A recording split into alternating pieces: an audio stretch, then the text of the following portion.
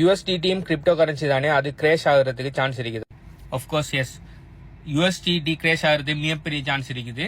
அடுத்தது பாத்தீங்கன்னு சொன்னா அடுத்த பிஎம் மார்க்கெட் ஒன்று ஸ்டார்ட் ஆயினிக்குன்னு சொன்னா அது யூஎஸ்டிடி அப்படி இல்லாட்டி வேற ஏதாவது ஸ்டேபிள் காயின் கலாப்ஸ் ஆகுறதால ஸ்டார்ட் ஆகுறதுக்கு நிறைய சான்ஸ் இருக்குன்னு சொல்லி எந்த பர்சனலா ஒரு ப்ரெடிக்ஷன். ஓகே, இப்போ ஸ்டேபிள் காயின் என்று சொல்றேன், யூஎஸ்டிடி, யூஎஸ்டிசி, டாய் இந்த மாதிரி காயின்களை ஸ்டேபிள் காயின் சொல்றேன். இப்போ ஸ்டேபிள் காயின்கள் என்னன்னு சொன்னா ரியல் வேர்ல்டில் இருக்கிற ஏதோ ஒரு அசெட் வெலுவிலேயே அதுவும் இருக்கும். இப்போ யூஎஸ்டிங்கிற காயினை பாத்தீங்கன்னு சொன்னா $US என்ன பெறுமதியில் இருக்கு அதில் பெறுமதியெல்லாம் இருக்கும், அதாவது $1. ஓகே, எப்பயுமே மாறாது. இப்போ நீங்க $1000 பெறுமதியான யூஎஸ்டியை வாங்கி வச்சு 10 வருஷத்துக்கு பிறகு பார்ப்பீங்கன்னா $1000 இருக்கும். ஓகே, அது விலை கூடும் குறைன்னு சொல்லி இல்லை, அது யூஎஸ்டி பெறுமதியிலேயே இருக்கும், அதாவது $US பெறுமதியிலேயே இருக்கும். அதே மாதிரி ஒவ்வொரு இப்ப பிரிட்டிஷ் பவுண்டு கூட பிரிட்டிஷ் பவுண்டர் ரிப்ரசென்ட் பண்ற இதுகளும் இருக்குது, அது கிரிப்டோ கரன்சியிலும் இருக்குது. ஸோ இந்த கிரிப்டோ கரன்சியில் எப்படி பிரைஸ் தீர்மானிக்கப்படும் சொன்னா அந்த எவ்வளவு டோட்டல் சப்ளை இருக்குதோ அந்த சப்ளைக்குரிய அந்த பர்டிகுலர் ரியல் வேர்ல்ட் அசெட் அவங்களோட ட்ரெஷரியில் இருக்கணும். இப்போ உதாரணத்துக்கு பிட்காயின் பிரைஸ் எப்படி தீர்மானிக்கப்படுதுன்னு சொன்னா பிட்காயின் பையிங் அண்ட் செல்லிங் ப்ரெஷர்ல தான் தங்கிருக்கு. பிட்காயின் பையிங் ப்ரெஷர் கூடினா பிட்காயின் பெறுமதி $US ரிலேட்டடா கூட்டிட்டு போகும். செல்லிங் ப்ரெஷர் கூடினா யூஎஸ்டிடி அதாவது டாலர் பெறுமதியில குறைஞ்சிட்டு போகும். அதுல சப்ளையை பாத்தீங்கன்னு சொன்னா மைனிங் ஆக்டிவிட்டிஸ் மூலம் சப்ளை உலகத்துக்கு வந்துட்டு இருக்குது பிட்காயின்.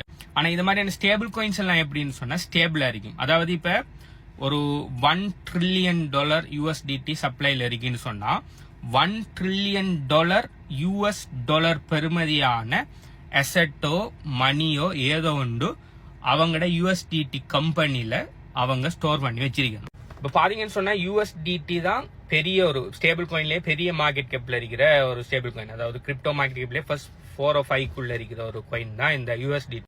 இப்ப கரண்டா நான் வீடியோ செஞ்சுக்கிற டைமுக்கு யூஎஸ்டிடியோட மார்க்கெட் கேப் 112 பில்லியன்.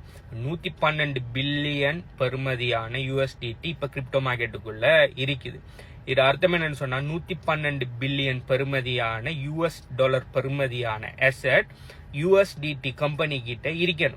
அது இருக்கா இல்லையாங்கிறது அந்த கம்பெனிக்கு தான் தெரியும். இப்ப சிலாக்கள் அவங்களோட ரிசர்வை பப்ளிக்கா வைப்பாங்க. சில இந்த கரன்சியல் ஸ்டேபிள் காயின்கள் அவங்களோட ரிசர்வை பப்ளிக்கா கொடுப்பாங்க, சில கம்பெனிகள் பப்ளிக்கா கொடுக்க மாட்டாங்க. எங்கள்ட்ட இருக்கின்னு சொல்லி ஒரு நம்பிக்கையில செஞ்சுட்டு போவாங்க. ஸோ யூஎஸ்டிடி ஃபட்ன்னு சொல்லி ஒரு ஃபேமஸ் உண்டு, எவ்ரி கிரிப்டோ மார்க்கெட் சைக்கிள்ல கண்டினியூஸா வந்துட்டே இருக்கும். அதாவது யூஎஸ்டிடி கரண்டா சப்ளைல இருக்கிற அளவுக்கான அந்த ரியல் வேர்ல்ட் அசெட் அவங்கள்ட்ட இல்ல, சும்மா பொய்க்கு கவர்மெண்ட் பாண்டுகள் அது இதுகள் அவங்க வச்சிருக்காங்க. உண்மையா இப்ப 112 பில்லியன் இருக்கு சொன்னா 112 பில்லியன் பெறுமதியான $US அவங்கள்ட்ட இல்ல, அதை விட குறைவா தான் இருக்குன்னு சொல்லி அடிக்கடி இந்த புல் மார்க்கெட்ல அடிக்கடி சின்ன சின்ன ஃபட்டுகள் வரும். ஆனா இத உண்மைத்தன்மை என்னங்கிறது அந்த கம்பெனிஸ் தான் தெரியும். எந்த பர்சனல் ஒப்பீனியன் என்னன்னு சொன்னா அடுத்த ஒரு பிஎம் மார்க்கெட் வரும்னு சொன்னேன். இப்ப லாஸ்ட் பிஎம் மார்க்கெட் வந்தது லூனா கிராஷ் அண்ட் எஃப்டிஎக்ஸ் கலாப்ஸால நடந்துக்கு. அதே மாதிரி ரெண்டாவது புல் மார்க்கெட் இப்ப நம்ம புல் மார்க்கெட் நோக்கி போயிட்டு இருக்கிறோம். 2025 புல் மார்க்கெட் டொப்புக்கு போவோம். அதுக்கு பிறகு ஒரு பிஎம் மார்க்கெட் பெரிய ஒரு அடி ஒன்று உழுதுன்னு சொன்னா எனக்கு ஒரு ப்ரெடிக்ஷன் ஒன்று இருக்குது. ஏதாவது ஒரு ஸ்டேபிள் காயின் யூஎஸ்டிடியா இருக்கலாம், யூஎஸ்டிசியா இருக்கலாம், அப்படி இல்லாட்டி ஏதோ ஒரு ஸ்டேபிள் காயின் கலாப்ஸ் ஆகி அதோட சேர்த்து அப்படி இல்லாட்டி ஒரு ஏதாவது ஒரு பெரிய எக்ஸ்சேஞ்ச் ஒன்று கலாப்ஸ் ஆகி தான் பிஎம் மார்க்கெட் வருங்கிறது எந்த ப்ரெடிக்ஷன். அதுக்காக இப்ப நீங்க உங்கள்கிட்ட யூஎஸ்டிடி எல்லாம் மாத்துங்கன்னு சொல்ல வரல, நடக்கிறதுக்கு சான்ஸ் இருக்குது. ஸோ எந்த கிரிப்டோவையும் நம்பி ஒரு கிரிப்டோவில செஞ்சு வைக்காதீங்க. உங்களோட பணத்தை செல்ஃப் கஸ்டோடியில வச்சுக்கொள்ளுங்க. அடுத்த இன்னொரு ப்ரெடிக்ஷன் ஒரு 5-10 வருஷத்துல டாலர் எல்லாம் கலாப்ஸ் ஆயிரும். ஓகே, இன்ஃபிளேஷன் பிரிண்ட் அடிச்சு தள்ளுறதால இன்ஃபிளேஷன் கூட்டிட்டு போறதால அதோட வேல்யூ இப்ப நிறைய அதர் கண்ட்ரிஸ் சைனா, ரஷ்யா போன்ற நாடெல்லாம் $US டிச் பண்ணிட்டு அவங்களோட ஓன் கரன்சியை பாவிக்க ஆரம்பிச்சிட்டாங்க. அடுத்தது நிறைய கோல்டு ரிசர்வ் பண்றாங்க. ஓகே, ஸோ நாளைக்கு பாத்தீங்கன்னு சொன்னா எல்லா நாடுகளும் $US டிச் பண்ணக்குள்ள $US அந்த அளவுக்கு இப்ப மார்க்கெட் லீடர்ல இருந்து இல்லாம போறது சான்ஸ் இருக்குது. அப்படி ஆகக்குள்ள யூஎஸ்டிடியும் அது கூட சேர்ந்து ஃபெயில் ஆகுறதுக்கும் சான்ஸ் இருக்குது. ஸோ என்னை பொறுத்த வரைக்கும் யூஎஸ்டிங்கிறது நம்ம கிரிப்டோ மார்க்கெட்டுக்குள்ள இருக்கிற பெரிய ஒரு ஆபத்துண்டு.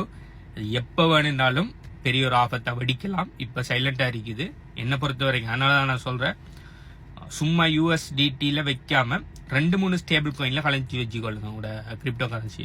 USDT கொஞ்சம், USDC கொஞ்சம், டாயில கொஞ்சம், அடுத்தது பைனான்ஸோட இப்போ அவங்க ரெக்கமெண்ட் பண்றது FUSDன்னு சொல்லி. ஸோ அப்படி நிறைய ஸ்டேபிள் காயின் நீங்க காயின் மார்க்கெட் கேப் போய் ஸ்டேபிள் காயின் கேட்டகரைஸ் பண்ணாலே நிறைய ஸ்டேபிள் காயின் வரும். அதுல இருக்கிற டாப் 5 ஸ்டேபிள் காயின்ல உங்களோட பணத்தை கலச்சி வச்சுக்கொள்ளுங்க. நீங்க கிரிப்டோல இல்லாம மாத்தி நீங்க ட்ரேட் பண்ற ஆளா இருக்கீங்கன்னா. ஸோ இதுதான் என் ஒப்பீனியன். இதை பத்தி மத்தாக்கள் என்ன நினைக்கீங்கன்னு சொல்லி கீழே கமெண்ட் பண்ணுங்க. எதிர்காலத்துல USDT கொலாப்ஸ் ஆகும்னு சொல்லி நீங்க நினைக்கீங்களா? அப்படி இல்ல USDT அப்படி எல்லாம் கொலாப்ஸ் ஆக மாட்டேங்குன்னு சொல்லி நீங்க நினைக்கலாம்னு சொல்லி கீழே கமெண்ட் பண்ணுங்க. பை.